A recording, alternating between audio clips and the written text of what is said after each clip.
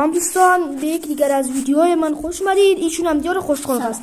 در این دوباره میخوایم یه بازی دیگر رو بکنیم. این بازی ترسناک به نظر میاد. بازی آگی واگی است. خب هر جفتشونو داره، زنشو و مردشو. امیدوارم که دیگر نترسه آقای دیار. خب میترسم. خب به نظرم اون کارتون کات خیلی ترسه. من ماهرم از این بازی. اصلا نمیترسم.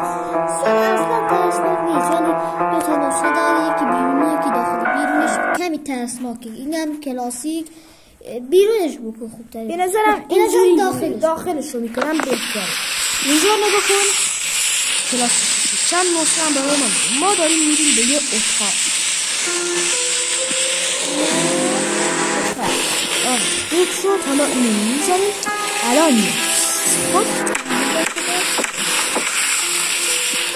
خب حالا چیکار کنیم بیار؟ باز این بازی خیلی مهمه. این در کمد رو باز کنیم. این هم بله. این کلید سیاه را اینجا. خب این توفش کنیم. توفش کردم. آجر بستتش. اینجا چیه؟ اینجا یک جنازه است. یه جنازه قایم شده.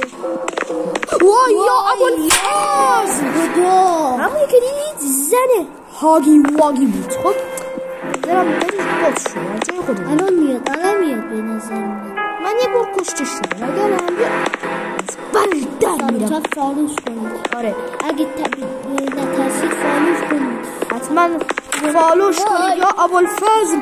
اینجا اتاقه شدم. یا اینجا ببینم هاگی واگی اگر میتونی بیا منو ببین. این بازی هم خیلی خوبه، کیفیتش هم کم درست ولی کلیدها زیاده. آره یه بازی معمایی و فکری است. حتما نصبش کنید. اگر نصبش کنید لایک رو حتما بزن و من رو هم حتما فالو کنید. ویدیوهای دیگری هم دارم. فالو کنید. این و سابسکرایبش کنید. آره این همه ویدیوهای دیگر هم گذاشتم. خب میگذارم این همه دیگر هم.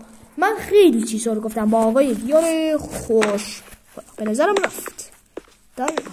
یا اینجا وای اومده دوباره. خدا زمین میاد.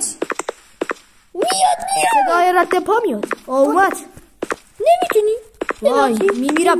یا اینجا ببین کسافت. کسافت لعنتی.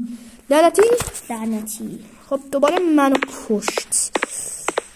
کلید سیاه این بارم میکشید. آره اینجا. اینجا چی هست؟ وای خدا. این تفنگ نمیتونم.